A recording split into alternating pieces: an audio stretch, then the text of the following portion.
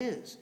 And I remember now, that is a guy who I actually saw on YouTube using the worst of profanity in the world while he's preaching. And he has integrated that into his preaching. And you know it's controversial. You know that he's doing it because he's causing people. You know what? Probably some of you might even go home and go ahead and log in just to see who this nut is.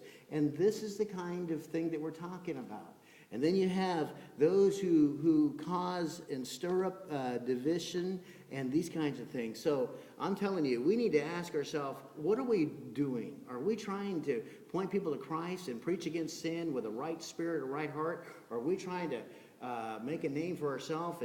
And you know, it kind of reminds me of the gunslinger who comes into town and he wants to take on whoever seems to be the fastest because he wants that reputation. And there are some out there in the Christian community who are doing the same thing. Certain pseudopious people often form private little holy clubs, if you will.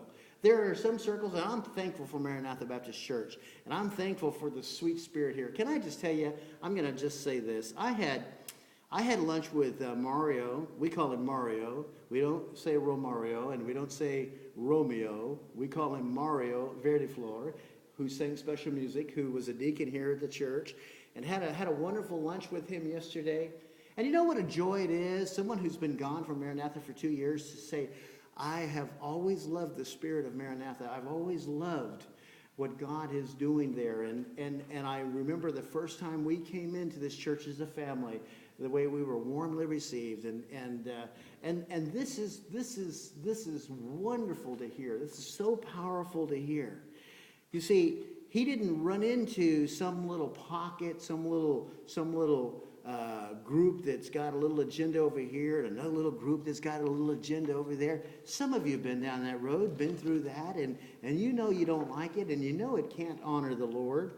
But you know, sometimes those kinds of things will begin to form in the church, and I think that's what James is talking about here. He's saying, be careful about those little so-called groups, those little prayer groups, those little study get-togethers, and sometimes those little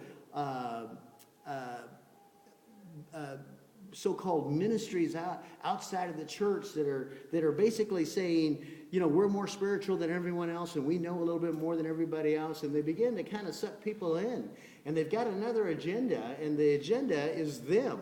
That's the agenda. And so this is wisdom that is not from above. Not from above.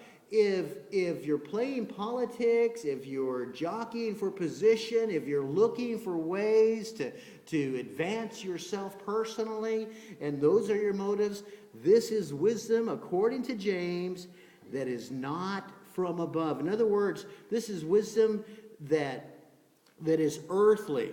The word sensual here is just fleshly, natural. You know, it's the base nature of man. It's of Satan. It's not of the Lord. That's basically what this preacher's preaching.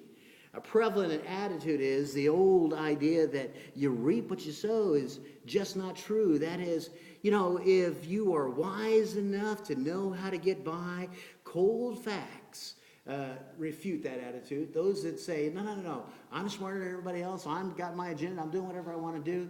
James says to them, you're wrong. You're headed in the wrong direction, and you're taking people with you. You know, I'll tell you, when it comes to facts, people, you know, how is that? I hear this sometimes. Someone says, facts can be an irritating thing, can't they? They can sure be troubling sometimes. They can get in the way of our agenda. They can get in the way of what we want to do. Have you ever known that in your heart you were about to go and do something you shouldn't do, and you somehow justified it, and you didn't want anybody to remind you of the facts because the facts would get in the way of what it is you decided to do? For example, some people use, I'm just going to say this is Sunday, this is Wednesday night, and this is the adult Bible study. You know, we have an issue today with the free attitude towards sex outside of marriage, and there are people who would say, hey, look, it's no big deal today.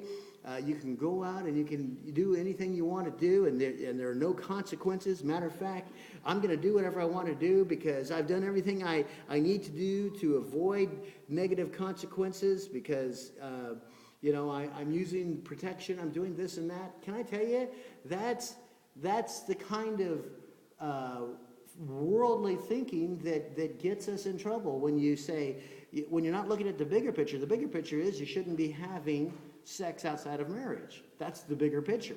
Whether or not there was an issue with disease and pregnancy and all these other issues, it's wrong because it's wrong. And even if, for example, and that's why we got to believe the Bible. Even if, for example, you used protection and you didn't get a disease and you're not pregnant, there's other things that the Bible talks about that we have forgotten to preach about. How about things like guilt? How about shame? How about that unclean feeling that comes with knowing that you've done something that you know doesn't honor the Lord? How about truth like that? You see, how about a loss of self-respect that comes with justifying and talking yourself into doing something that you know you shouldn't do? You see, there's such a thing as right and wrong regardless of the consequences. And no matter what, after it's all said and done at the end of the day, and I know your mama used to say this, and so do you, probably to others, but the Lord knows. The Lord knows. The Lord knows, My kids thought I knew everything, and don't tell them any different, okay? Now that they're much older, I don't want them to by the way, they're learning that they're convincing their children they know everything also. I'd rather they be more concerned about whether or not I knew it than have done a lot of things that they didn't need to do. So here's the point. There is a right heart and a right motive, and that's what James is trying to show us here. Quickly, notice, secondly, what wisdom is. We talked about what wisdom is not. Well, notice again what wisdom is. Notice verse 17.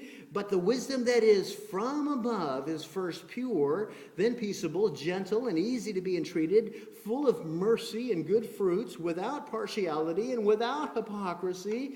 The fruit of righteousness is sown in peace of them that make peace.